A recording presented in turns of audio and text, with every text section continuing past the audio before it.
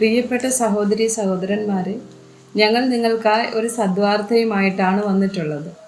2025 ജനുവരി 1 മുതൽ 365 തലക്കെട്ടുകൾ ഉൾപ്പെടുത്തിക്കൊണ്ടുള്ള വർഷം മുഴുവൻ പ്രാർത്ഥിച്ച് ധ്യാനിക്കാനുള്ള വചനങ്ങൾ ഞങ്ങൾ പങ്കുവയ്ക്കുന്നു. എല്ലാ ദിവസവും ഞങ്ങൾ ഒരു തലക്കെട്ടും അതുമായി ബന്ധപ്പെട്ട വചനങ്ങളും അയച്ചു തരുന്നതായിരിക്കും. വചനങ്ങൾ കേട്ട് ധ്യാനിച്ച് അനുഗ്രഹം പ്രാപിക്കാൻ ഞാൻ നിങ്ങളെ പ്രോത്സാഹിപ്പിക്കുകയാണ്. ദയവായി സബ്സ്ക്രൈബ് ചെയ്യുകയും നിങ്ങളുടെ കൂട്ടുകാരുമായി പങ്കുവയ്ക്കുകയും ചെയ്യുക. നന്ദി.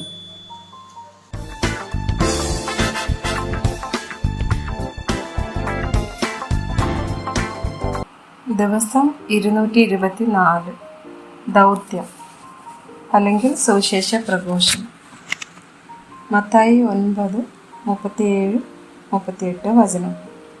കൊയ്ത്ത് വളരെ ഉണ്ട്, സത്യം, വേലക്കാരോ ചുരുക്കം. ആകയാൽ കൊയ്ത്തിൻ്റെ യജമാനനോട് കൊയ്ത്തിലേക്ക് വേലക്കാരെ അയക്കേണ്ടതിന് യാചിപ്പിൻ എന്ന് പറഞ്ഞു. മത്തായി 28:19-20 വചനങ്ങൾ. ആകയാൽ നിങ്ങൾ പുറപ്പെട്ട് പിതാവിൻ്റെയും പുത്രൻ്റെയും പരിശുദ്ധാത്മാവിൻ്റെയും നാമത്തിൽ സ്നാനം കഴിപ്പിച്ചും ഞാൻ നിങ്ങളോട് കൽപ്പിച്ചതൊക്കെയും പ്രമാണിപ്പാൻ തക്കവണ്ണം ഉപദേശിച്ചും കൊണ്ട് സകല ജാതികളെയും ശിഷ്യരാക്കിക്കൊള്ളുവിൻ. ഞാനോ ലോകാവസാനത്തോളം എല്ലാ നാളും നിങ്ങളോട് കൂടെ ഉണ്ട് എന്ന് അരുളി ചെയ്തു. അപ്പോസ്തല പ്രവൃത്തി 1:8.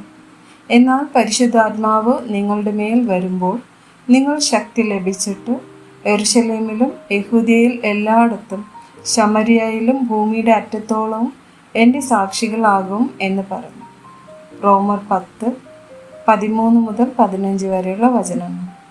കർത്താവിൻ്റെ നാമത്തെ വിളിച്ചപേക്ഷിക്കുന്ന ഏവനും രക്ഷിക്കപ്പെടും എന്നുണ്ടല്ലോ.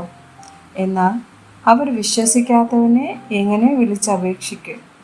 അവർ കേട്ടിട്ടില്ലാത്തവനിൽ എങ്ങനെ വിശ്വസിക്കും? പ്രസംഗിക്കുന്നവൻ ഇല്ലാതെ എങ്ങനെ കേൾക്കും?